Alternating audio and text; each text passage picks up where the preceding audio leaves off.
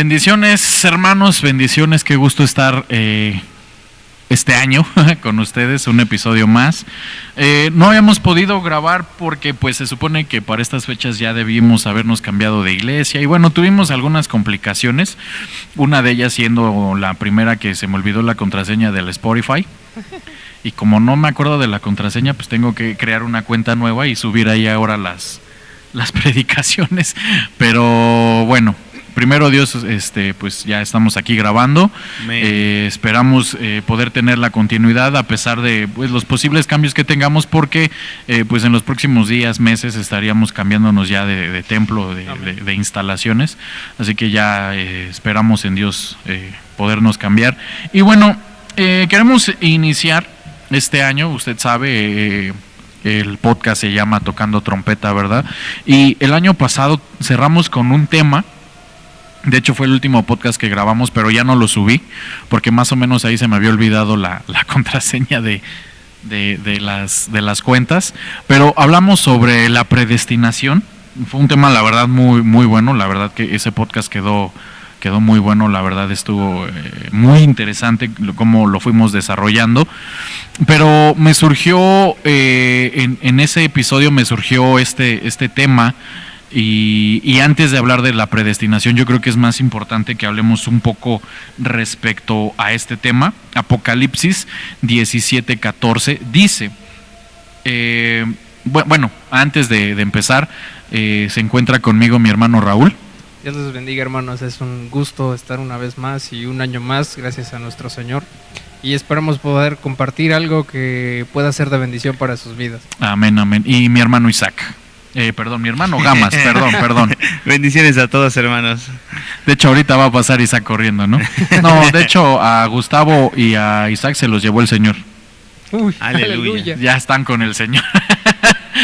Ya, cuando los vuelvo a ver en el siguiente episodio es su manifestación espiritual. Sí, los dos testigos. Los dos testigos, exacto. Sí, vinieron a contarnos su apocalipsis.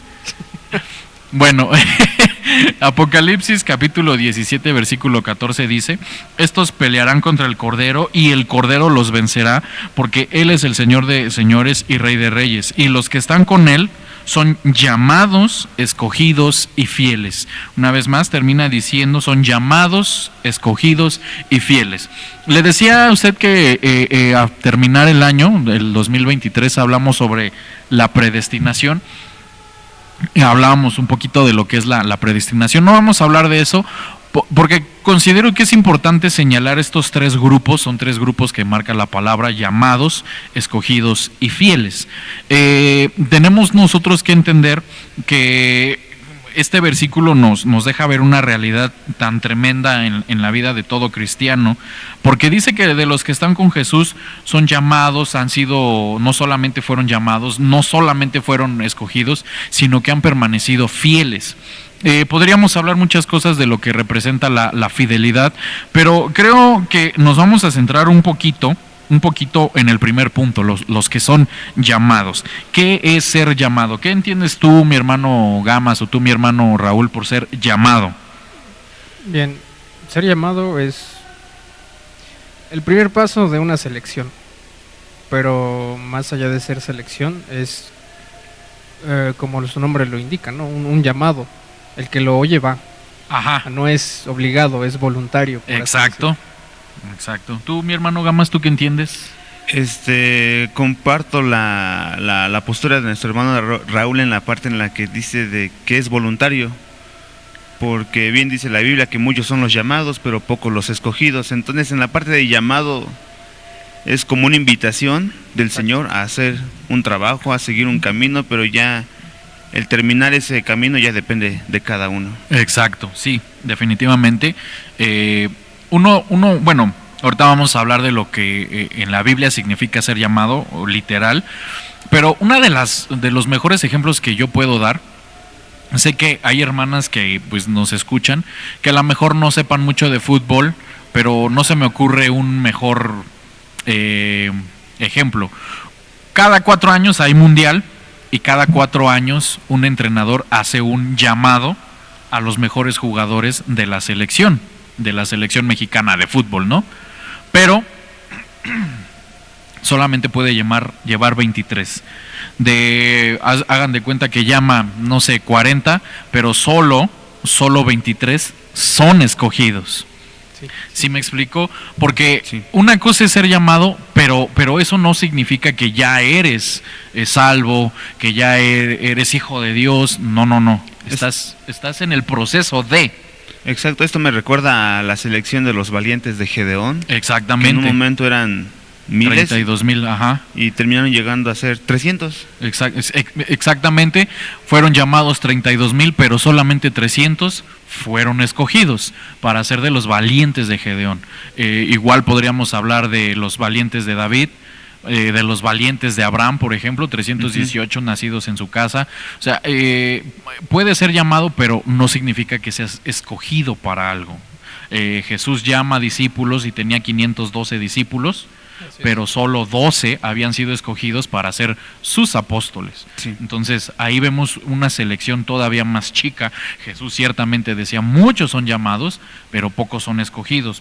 Y en la Biblia la palabra llamados es la palabra 28-22 del griego, la palabra kletos, que significa ser invitado.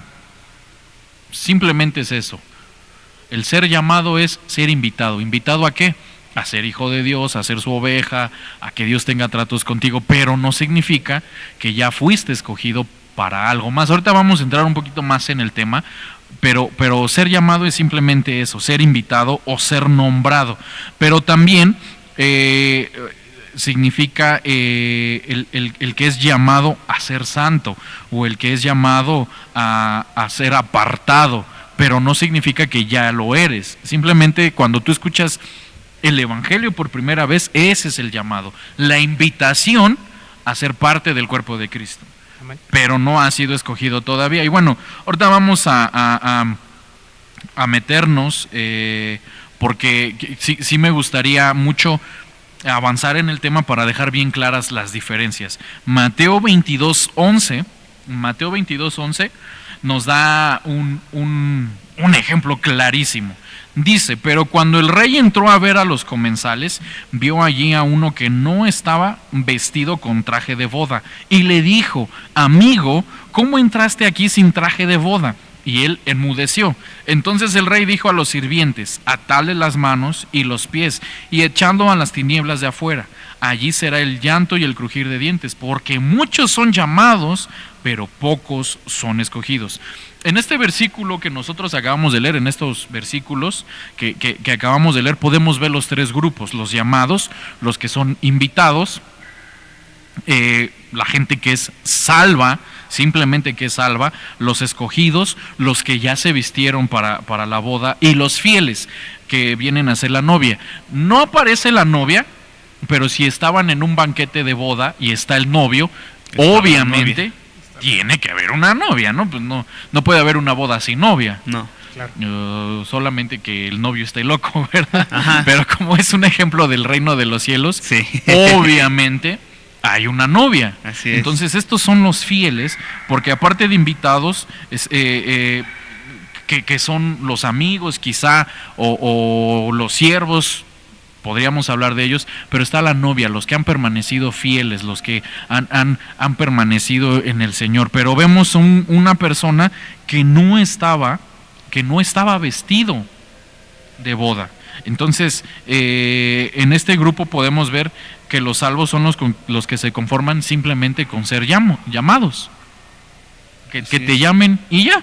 Pero no se visten de boda, no se preparan, no avanzan al siguiente paso para ya ser un escogido. Entonces, el llamado es el rango más bajo que un cristiano puede tener, porque podrías perder tu salvación. Así porque es. llega este personaje a la boda, pero no estaba vestido.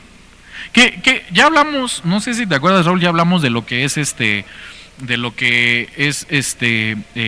las vestiduras. Claro. De lo que representa la vestimenta. También tú, mi hermano Gamas, no sé si te recordarás, no sé hace cuántos episodios. Sí, pero sí llegamos a tocar ese Sí punto llegamos de a las hablar vestiduras. sí llegamos a hablar de eso. Mi hermano Raúl, a manera de resumen, lo que te acuerdes, no normalmente el que tiene buena memoria para esas cosas es tu carnalito, pero lo que te acuerdes, ¿qué es la vestimenta? Bueno, la vestimenta es básicamente nuestra consagración, ¿no? Ajá, Y el libro de Apocalipsis nos menciona que son nuestras acciones justas también. Al que se exacto, le ha concedido vestirse de lino fino. exacto, Y, bueno, el libro de Apocalipsis menciona a la novia se le ha concedido, pero vemos que los escogidos están con ropas de boda. Eso ajá, quiere decir que los escogidos también tenían acciones justas. exacto, Porque no me imagino que un invitado llegue sucio o con ropa muy modesta a una boda, ¿no? exacto. Entonces- Sí, se vería mal. Sí, se vería mal. Entonces, yo veo en Apocalipsis que hasta los escogidos tienen acciones justas. Y bueno, aquel que no estaba vestido de ropa para la boda, podríamos decir que no tenía no tenía acciones que se requerían para estar en ese lugar, ¿no? Exacto. No podremos decir exactamente cuáles, pero pues ya podemos ver que no eran justas del todo, porque no estaban apropiadas para la boda. Exactamente. Tú, mi hermano Gamas, ¿te recuerdas que hablábamos de las vestiduras? ¿Qué representa la vestidura? Sí, creo que sintetizando las ideas era esta condición del ser humano, ya sea de pecado o de santidad, de Ajá. consagración o de contaminación, y dependiendo de cómo fuera la condición de cada uno era el final que iba a tener, ya sea para salvación o para condenación. Exacto. Ciertamente los dos puntos que mencionan mis hermanos son muy ciertos. También hablábamos un poco nosotros respecto a la identidad que tiene una persona, ¿no? Cierto. Los dos puntos son muy ciertos. Mi hermano Raúl mencionaba las acciones justas, porque ciertamente si vas a ser salvo tienes que tener una vestidura, pero no es el tema. No es el tema, y nos desviaríamos muchísimo del tema que es el ser llamado, escogido y fiel. Pero ¿cómo logra una persona colarse al reino de los cielos sin tener una vestidura?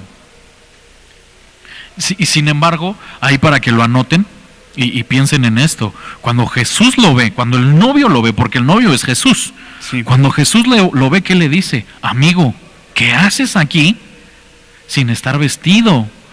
Es decir, que sí lo conocía. Creo que podría ser este llamado que hasta en un momento pudo haber sido un escogido y que en algún punto se llegó a perder en el camino, porque sí pasa, no es que nosotros sepamos, pero creo que podemos ver en distintas partes varios testimonios de gente que se consagraba para Dios, pero que de un momento a otro pues se perdieron en el camino.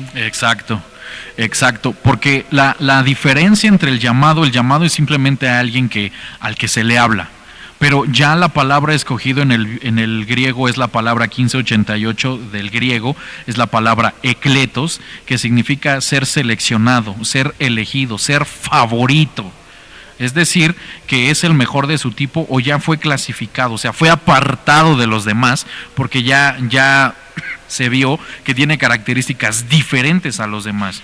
Pero el fiel es la palabra pistos del griego. La palabra pistos proviene de la palabra pistis. Pistis es una de las palabras que se utilizan para fe. Y entonces la palabra fiel es alguien que ha mantenido su fe, que se ha mantenido fidedigno, confiable, seguro. Es decir, que tiene la seguridad del Evangelio, que tiene la certeza del Evangelio, que tiene la certeza de amar a Cristo.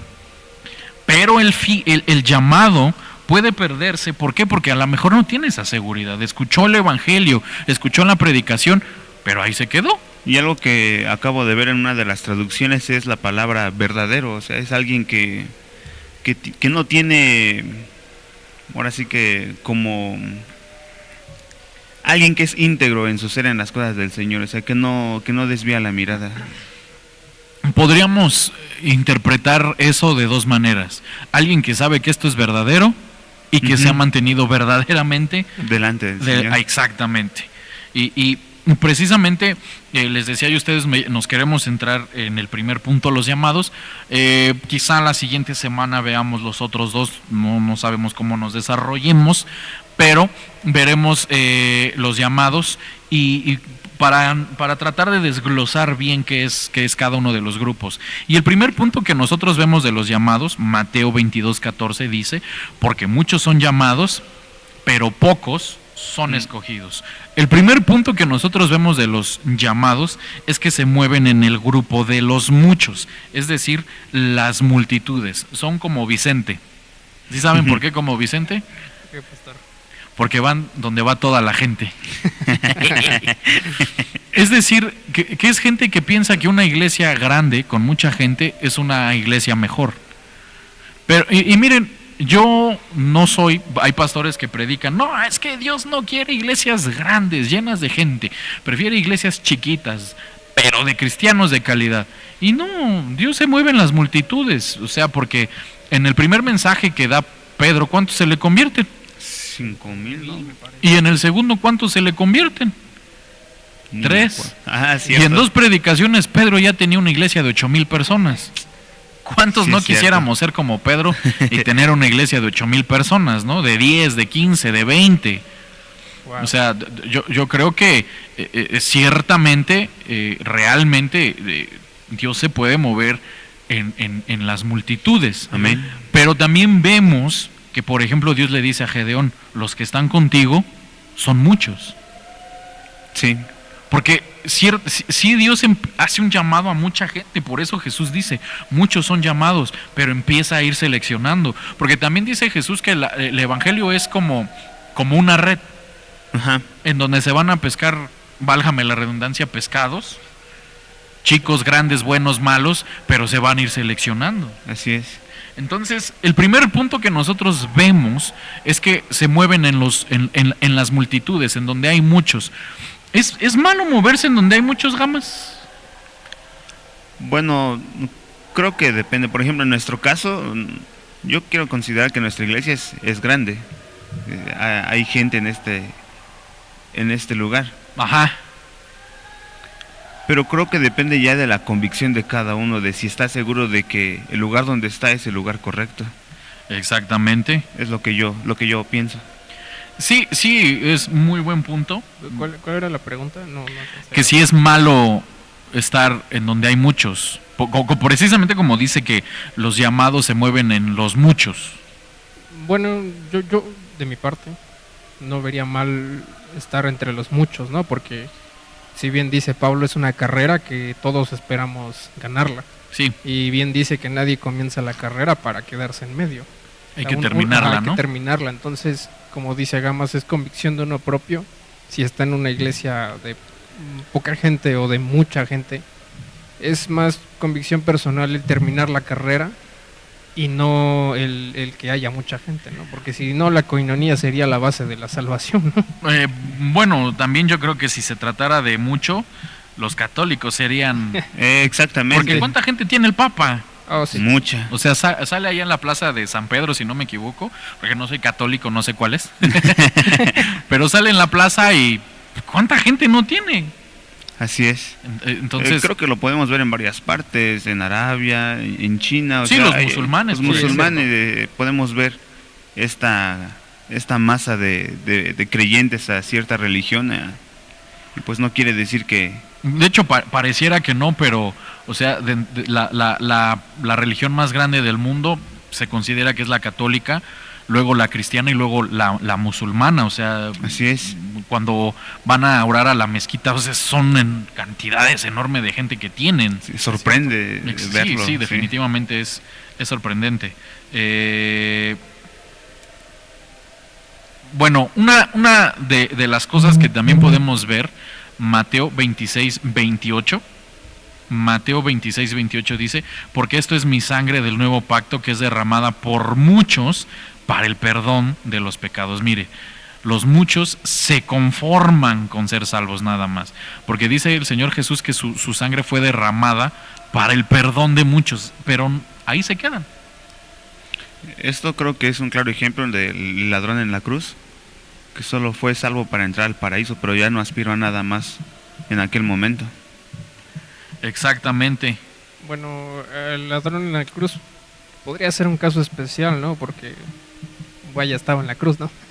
Pero yo lo veo desde el punto de vista en donde tú pases el examen o pases de grado, pero de panzazo, o sea, sin honores, sin diplomas, o sea, pero qué mejor sería pasar al reino de los cielos, como dice Apocalipsis, ¿no? Para con el galardón que el Señor viene a darnos y a recompensarnos conforme a lo que hicimos. Sí, sí, sí. Es ciertamente lo que dice mi hermano Raúl, porque pues al final es eso, ¿no? El galardón, pero no debemos de conformarnos.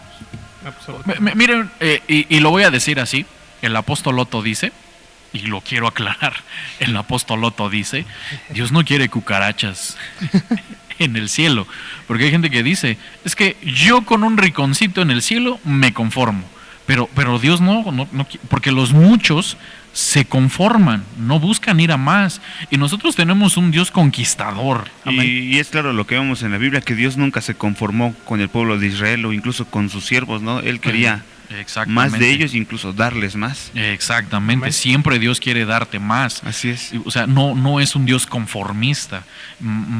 Por ejemplo, vemos Mateo 12:15, mas Jesús, sabiéndolo, se retiró de allí y muchos le siguieron y los sanó a todos. Los llamados se conforman simplemente con la sanidad externa, no van por algo más, no buscan ser sanados internamente. Algo que usted y yo tenemos que entender, somos seres tripartitos: espíritu, alma y cuerpo. Y Dios quiere sanarte no solamente físicamente, sino espiritualmente y almáticamente. Dios quiere bendecirte no solamente en lo económico, que podría ser la bendición corporal o física, sino también quiere que seas bendecido en tu espíritu y en tu alma, porque somos seres tripartitos. Amén. Es decir, lo que Dios quiere hacer es en todas las áreas de tu vida, que seas bendecido, que seas prosperado, pero los llamados solamente se conforman con lo que es poco, con lo que es visible, ya fui sano en lo físico, pero tengo amarguras, tengo aflicciones, tengo no sé, heridas emocionales, y no buscan ser sanos en esas áreas. Entonces, los llamados ahí se quedan. Sí. Los llamados no buscan ir a más. De hecho, un ejemplo que yo les puedo dar a ustedes, dice la palabra de Dios que una mujer viene con Jesús y le dice, mi hija está endemoniada. ¿Y Jesús qué le dice? Es que no está bien que yo le dé el pan de los hijos a los perrillos. ¿Y qué responde aquella mujer? Que dice que los perrillos aún de las migajas consiguen su alimento. Y yo siempre, esto se lo escuché yo al apóstol Otto y al apóstol Víctor, y ellos decían, no sé, imagínate, para Dios, ¿qué es una liberación? Una migaja. De todo lo que Dios puede y quiere hacer en tu vida, solo es una migaja. Sí. Órale. A mí me llama la atención esa historia, pero también me remonta a otra. Los 10 leprosos, me parece, que Jesús sana a los 10, pero solo uno regresa a darle gracias. Sí, de hecho eso podríamos tomarlo nosotros como los muchos y los escogidos, porque sanó a muchos y regresaron pocos a Ajá. darle gracias. Y bueno, ese uno me deja con el buen sabor de boca de saber que por lo menos hay un escogido, ¿no? Que regresa a saber más del Señor, a conocer más de lo que el Señor puede darnos, ¿no? O sea, no nada más de que Dios me hizo el favor y en nuestra humanidad se nos olvida. Sí, exactamente. Buen punto, realmente pues sí, así es. Porque, por ejemplo, en las iglesias, ¿cuántos no recibirán milagros, pero cuántos son agradecidos?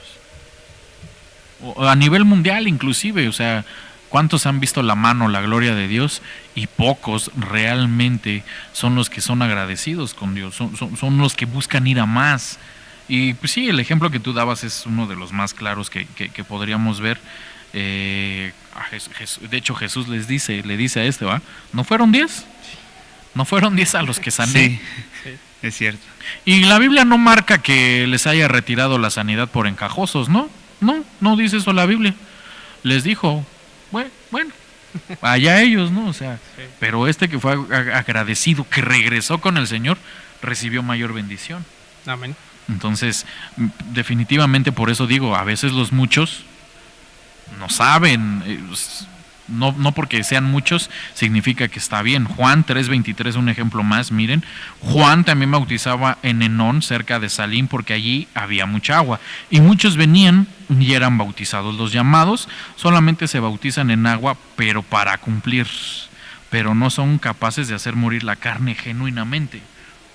Creo que este ejemplo es uno de los que más abundarán en las iglesias. Quiero pensar yo, porque por ejemplo muchos se bautizan porque creen que solo con bautizarse ya son salvos. Digo, ya me bauticé, ¿Ahora qué? a seguir con lo que hacía antes. O sea, piensan que solo es un único acto y no hay otra cosa más que hacer. De hecho, podríamos hablar de otro ejemplo más. Muchos son bautizados en agua, pero ¿cuántos son bautizados en espíritu? Así es. Porque sí, puedes bajar al agua, pero ¿cuántos son guiados por el Espíritu Santo? ¿Cuántos dejamos que el Señor nos guíe, que el Señor nos hable? Entonces, muchos son bautizados en agua, pero no en el Espíritu de Dios. Bueno. Por eso Juan decía, yo los bautizo en agua, pero viene uno detrás de mí que los va a bautizar en Espíritu Santo y fuego. Así es. Entonces, los llamados se bautizan en agua, pero ahí queda. Pero ¿cuántos son bautizados en el Espíritu Santo y en el fuego del Señor? El fuego puede ser la presencia o la prueba, puede ser cualquiera de los dos ejemplos. Pero ¿cuántos vienen a la iglesia? Porque, miren, por ejemplo, hay hermanos que se bautizan porque si no, no los dejan servir. Y como quieren subir a la alabanza para que las hermanitas lo vean, se bautizan. Chistosos. ¿No? Entonces, sí, definitivamente está cañón el asunto, ¿no? Porque no sirve que bajes al agua si no haces morir tu vieja manera de vivir. Claro. Es ahí donde entraba uno de los significados. Esta persona no es verdadera consigo misma delante del Señor. Porque puede decirse que él finge arrepentimiento, entrega su pasado, pero no lo deja realmente. Exactamente. Incluso hay gente que yo creo que por no quisiera decir presión social, pero tal vez la conciencia lo hace bajar a las aguas, ¿no? El simple hecho de escuchar la palabra y decir, ay, es que el apocalipsis, el arrebatamiento, ¿no? Entonces tengo que hacer algo. Miedo. Ajá, exacto, miedo. Resumiendo un poco. Sí miedo. sí podría ser presión social. Por ejemplo, un grupo de jóvenes en la iglesia que se van a bautizar, todos tus amigos, y de pronto tú dices, es que se van a bautizar todos, ni modo de que yo no lo haga, ¿no? Sí. Pero realmente, ¿cuánta gente se bautiza porque el pastor predicó del infierno? Del diablo. Ay, no, es que, por ejemplo, ahora con el COVID, una jovencita que no se ha bautizado decía, ¿y qué va a pasar si yo me muero y no me he bautizado, no? O sea, el miedo a... Igual no es que, por ejemplo, el ladrón en la cruz no se bautizó. No, porque ¿dónde? ¿Dónde? Ahí Sí, sí. Aunque se hubiera visto chido Jesús bajándose de la cruz, bautizarlo y órale, vamos a subir. Sí podría haberlo hecho, Sí. podría haberlo hecho.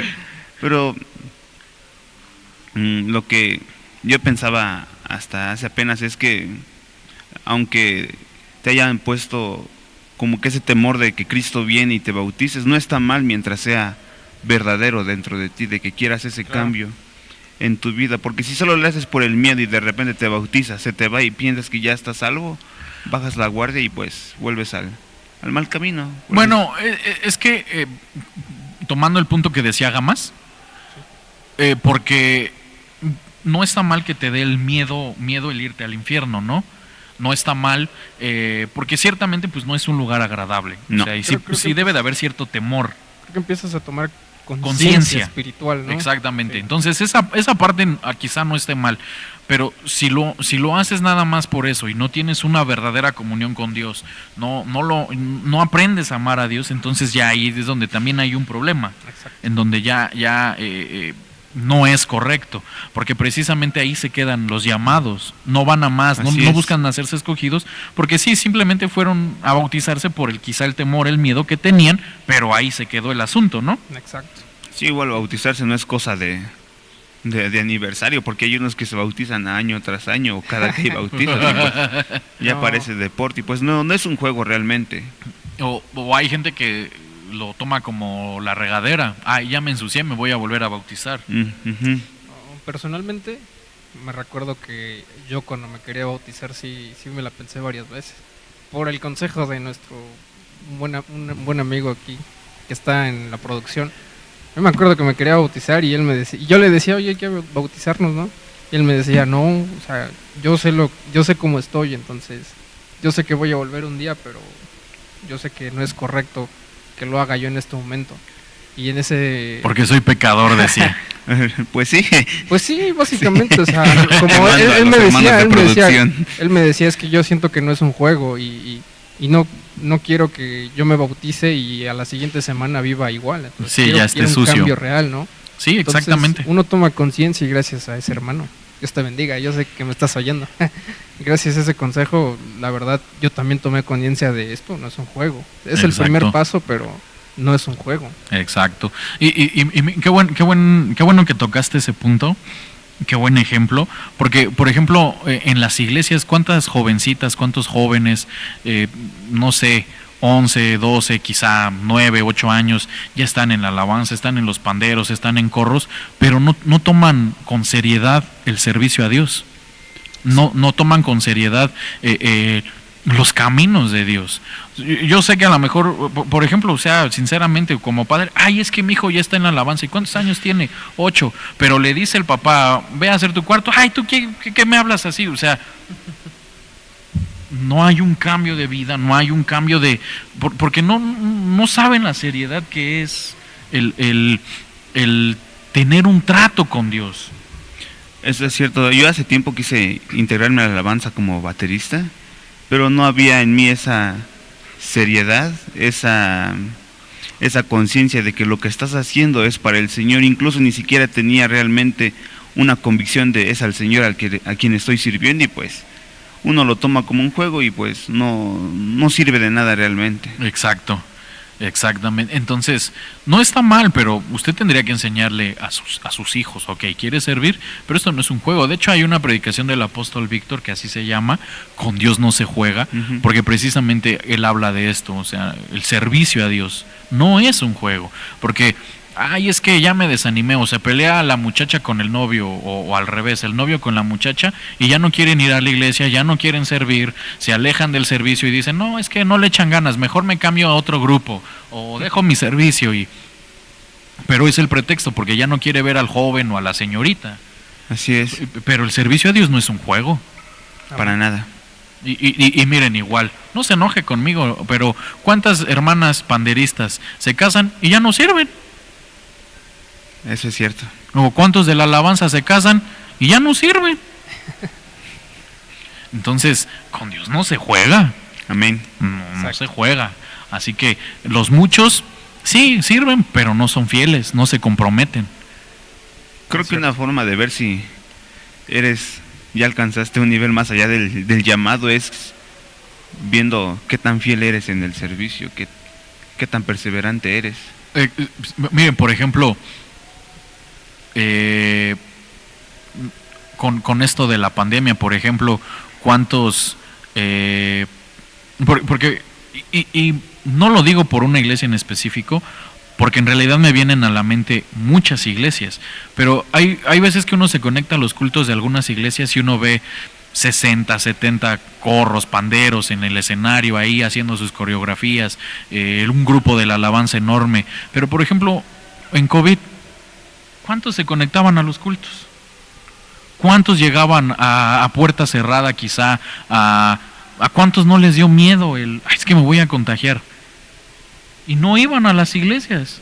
Sí, por ejemplo, decía el apóstol Víctor, que ya está con el Señor, ¿verdad? Decía, es que hay gente que me habla y me dice, pastor, es que me da miedo ir a la iglesia, pero no les da miedo ir al trabajo, no les da miedo ir al súper, no les da miedo ir al cine, pero a la iglesia sí.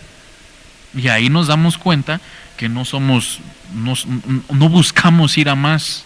Así es. No buscamos ser fieles. Y miren, Mateo 24:11 Dice, y se levantarán muchos profetas falsos y a muchos engañarán, y debido al aumento de la iniquidad el amor de muchos se enfriará. Mire, en los llamados es muy fácil que se nos enfríe el amor, porque el llamado no es fiel. Se enfría y no solamente eso, los muchos que son los llamados son fácilmente engañados, porque Sí, no hay una convicción firme. eso es cierto. Entonces, ¿qué le dice? ¿A qué iglesia le dijo el Señor? Tengo contra ti que has perdido tu primer amor. Se recordarán. Ahora no vino mi hermano el escriba Gustavo Ángel. Para ayudarnos. Es el que luego nos buscaba los versículos, ¿verdad? Sí. Porque ¿a qué iglesia? Porque yo la verdad no me parece que acuerdo. es la de Éfeso. ¿La de Éfeso? No estoy mal. ¿Has perdido tu primer amor? Sí, es a la de Éfeso. Sí, es la de Éfeso. Has Sí. perdido tu primer amor. ¿Cuántos de nosotros nos podría decir eso el Señor? El amor al servicio, el amor a la obra, el amor a la presencia de Dios, el amor a la palabra de Dios. ¿A cuántos el Señor nos podría decir, has perdido tu primer amor? Se te ha enfriado tu amor. Porque realmente los muchos se enfrían. ¿Cuánta gente inicia el año? No, que ahora sí le voy a echar ganas, y ahora sí voy a predicar, y ahora sí voy a orar. Y 2 semanas después, nada. Por poner un ejemplo, ¿no? Muchos se proponen entrar al gimnasio, ¿no? A principios de año, pero poquitos son los que se quedan. Poquitos son al final del año el gimnasio está vacío. Exactamente, creo que es una analogía un poco rara, pero por poner un ejemplo, en el nuevo año, ¿no? Muchos se proponen empezar a ir a la iglesia, a seguir al Señor, pero solo son pocos los que se les ve realmente ese anhelo.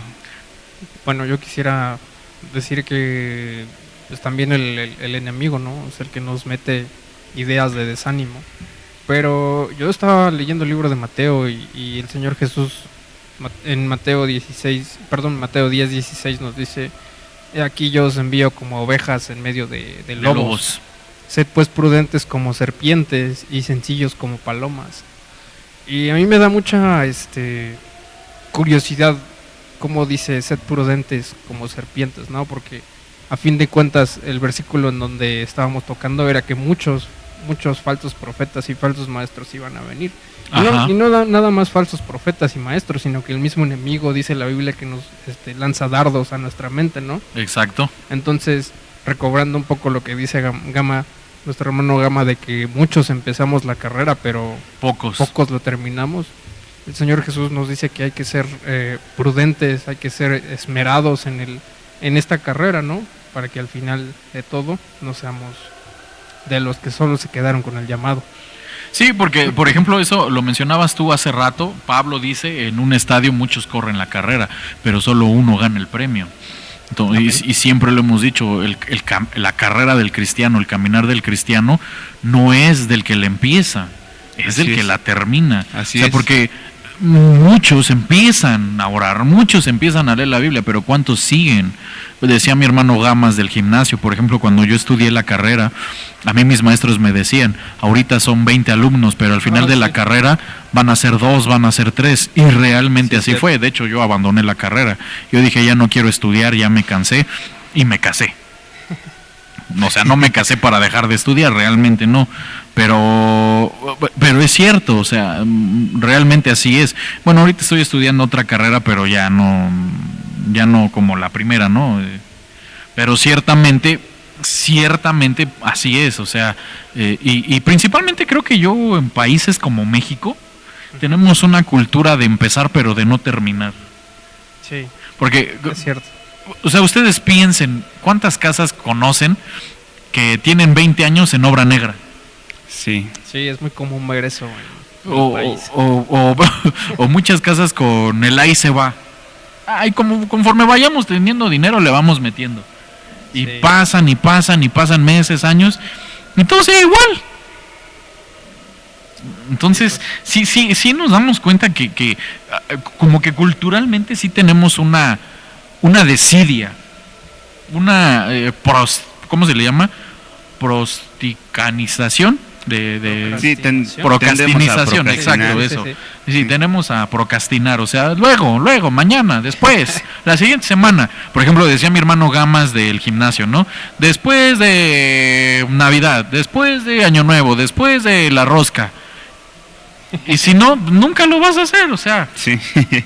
De hecho, por ejemplo, yo así le dije a mi esposa, mira, mi amor, si no lo hacemos, no lo hacemos. Ya, vamos a pagar y una vez que diste el pago, órale. Ya, te va a doler el codo ya no ir al gimnasio, ¿no? Entonces, Sí. realmente pues sí, o sea, porque así somos, no, luego, no, y así somos con la oración. Entonces, decía mi hermano Raúl, es que el enemigo te lanza, sí, pero el fiel, a pesar de los dardos, a pesar de, se mantuvo fiel, ¿no? Amén. Y bueno, nuestro apóstol, ahora que vino el retiro, nos decía, es que, como estábamos hablando, ¿no? De que nuestra cultura es así, de dejarlo a medias.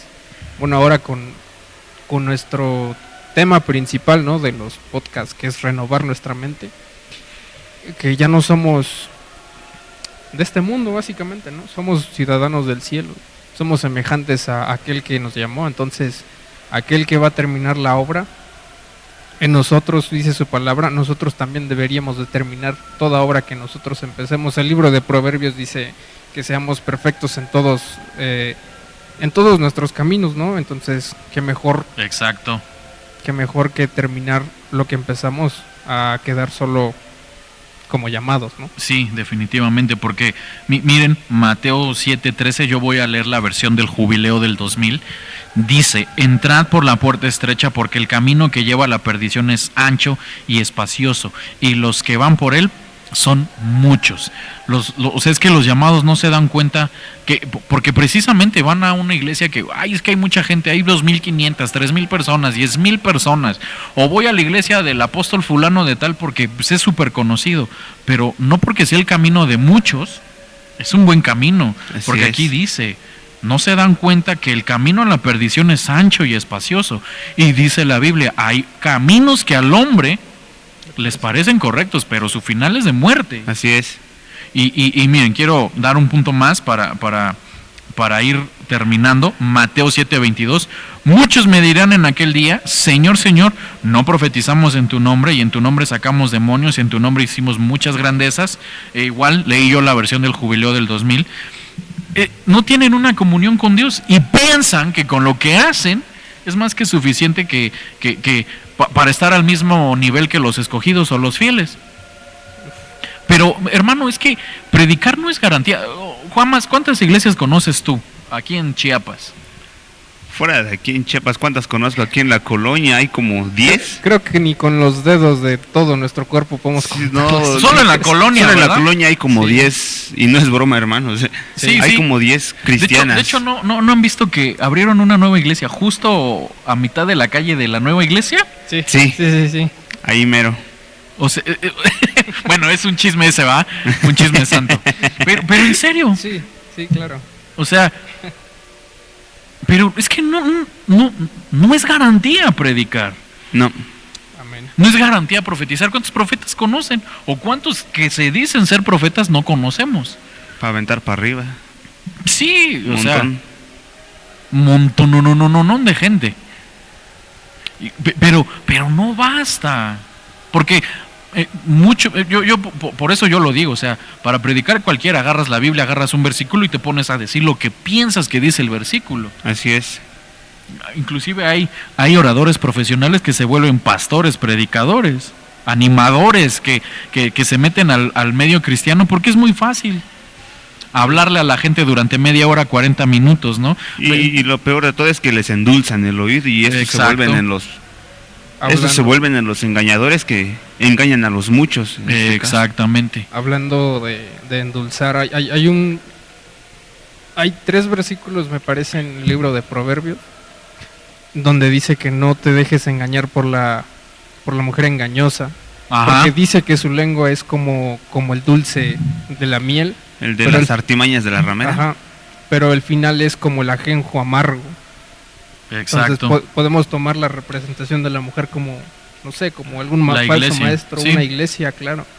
Entonces, una vez recalcando lo que dice el pastor Jorge, que no en cualquier camino por más grande que se vea, sea seguro, ¿no? Exactamente. Sí, sí, ciertamente si nosotros analizamos, porque yo siempre he puesto este ejemplo, siempre. Le dicen a Jesús, Señor, Señor, en tu nombre profetizamos. O sea, podría ser un profeta, con el título, con el ministerio, no sé si, no dice la palabra, porque no lo dice si era genuino o no, pero dice profetizamos. Por lo menos sabían profetizar. Sí. Le dicen, no echamos en tu nombre demonios, por lo menos tenían la fe. Porque no dice, Jesús no dice y no pudieron, no, echaron a los demonios. Es cierto. Por lo menos tenían la fe. Así es. Así Y quizá la autoridad. Porque para que un demonio te haga caso, Está ¿sí o no? pesado, Sí, sí. es cierto, sí. pero ahí se quedaron. La otra vez hablábamos sobre las hojas. Sí, Exactamente. O sea, qué porque bueno. estas son puras hojas, no son frutos, porque el Señor no viene por hojas, sino por frutos.